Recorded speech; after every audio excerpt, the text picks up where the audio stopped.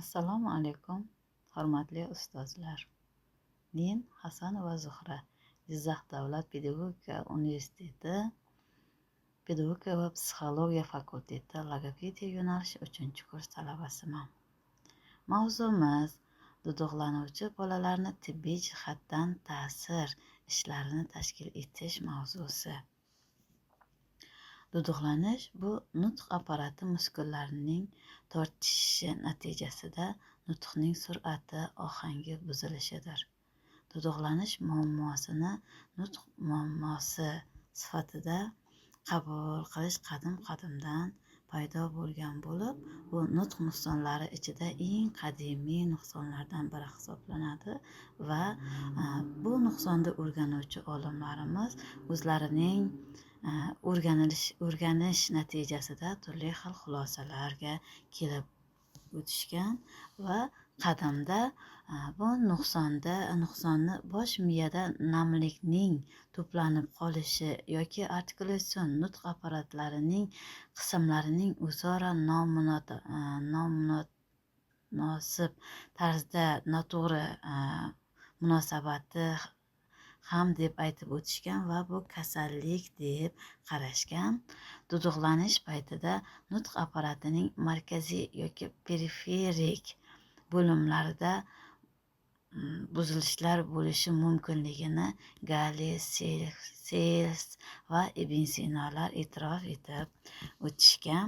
Undan tashqari Pavlov ham nutq kamchiliklari faqatgina nutq apparatlariga bog'liq emas, uni markaziy nerv sistemasining jarohatlanishi bilan ham bog'lash mumkin deya aytib o'tishgan.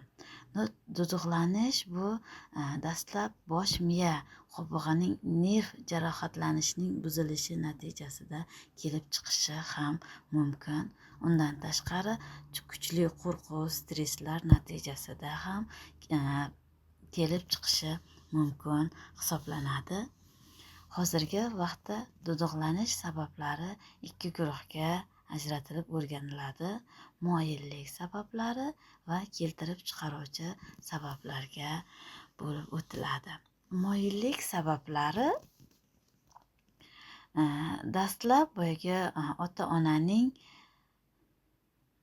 nevrologik kasalliklar, ya'ni markaziy nerv sistemasi faoliyatining buzilishi va izdan chiqishi, nerv kasalliklari, yuqumli va jismoniy kasalliklar natijasida kelib chiqishi mumkin deya e'tirof etiladi. Duduqlanish o'zining nevrologik xususiyatlari, ya'ni tungi qo'rquv, turli xil emotsiyalar yoki kuchli qo'rquvlar, his-hayajonning zo'rayishi natijasida ham kelib chiqishi mumkin. Undan tashqari ota-onaning homiladorlik davrining kechikishi yoki erta tug'ruq, onaning juda ham nimjon bo'lishi, kamqon bo'lishi ham bu kasallikka olib kelishi mumkin va onaning homiladorlik davrida psixik kuchli ta'sirlar yoki turli xil travmalar bolaning tug'ruq jarayonining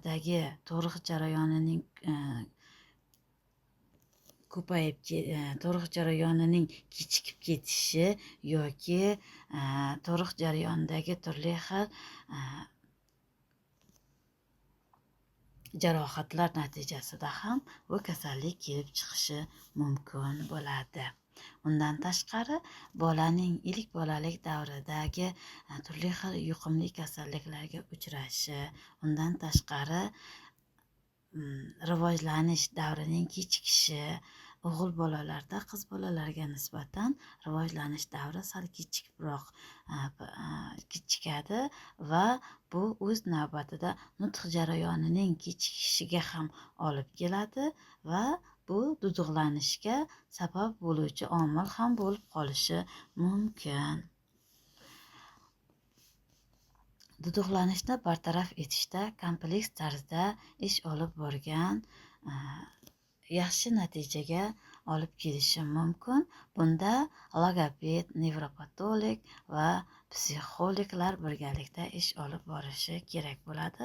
Undan tashqari zarur bo'lsagina pediatr, terapevt, psixolog va okulist va boshqa xodimlar ham jalb etilishi mumkin bo'ladi. Ko'rik natijasida hamma xodimlar o'z xulosalarini, tashxislarini qo'yishadi va bu tashxislar natijasida ota-onalar muolaja ishlari olib boradi. Muolaja ishlarining 2-3 haftasida logoped o'z ishini olib borishi mumkin bo'ladi.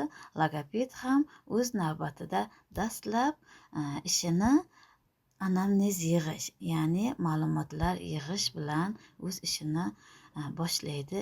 Ya'ni bolaning onasini so'rov ishlari olib boradi onasi bilan. Bolada homiladorlik, onaning homiladorlik davridagi vaziyatlar qanaqa bo'lgan, qanaqangi vaziyatlar bo'lgan, ya'ni homiladorlikda yuqumli kasalliklarga uchramaganmi, turli xil travmalar olmaganmi, bolaning tug'ruq jarayoni qanday kechgan, bolada ilk bolalik davri qanaqangi bo'lgan, yuqumli kasalliklarga uchramaganmi, turli xil travmalar olmaganmi, ana ular so'rab o'tiladi va uning natijasida logoped dastlabki xulosalarga keladi va bolani kuzatuv ishlari olib borilgandan so'ng xulosalar qo'yiladi. Darrovgina xulosa qo'yilib qolinmaydi. Unga haftalar va 10 kundan ziyod vaqtlar kerak bo'lishi mumkin. Endi bolaga tashxis qo'yilganda uning diqqati, xotirasi, bilish jarayonlari ham o'rganilib boriladi va buning natijasida logoped o'ziga to'g'ri xulosa qo'yadi va korreksiya ishlari olib boriladi. Korreksiya ishlari olib borilishida ota-onaning ham roli katta hisoblanadi. Chunki logoped duduqlanuvchi bola bilan ma'lum bir vaqt shug'ullanadi. Ko'pgina vaqt ota-onaning qaramog'ida bo'ladi bola va logoped tomonidan berilgan xulosalar, logoped tomonidan berilgan vazifalarni ota-ona o'z vaqtida bajarsa va logoped ham o'z ishini bilib bajaradigan bo'lsa, ana unda boladagi korreksiya ishlari yaxshi amalga oshadi va natija ham bo'ladi. Undan tashqari yaxshi qaror bo'lmasa boladagi keyingi salbiy oqibatlar kelib chiqishi ham mumkin va uning natijasida bolada salbiy oqibatlar, ya'ni jizzakilikning ko'payib ketishi, ikkilamchi, uchlamchi nuqsonlarning ortib ketishi ham paydo bo'ladi va unda korreksiya ishlari juda ham uzoq muddatni talab qilishi mumkin bo'ladi. Bizning bugungi mavzumiz mana shundan iborat. E'tiboringiz uchun rahmat.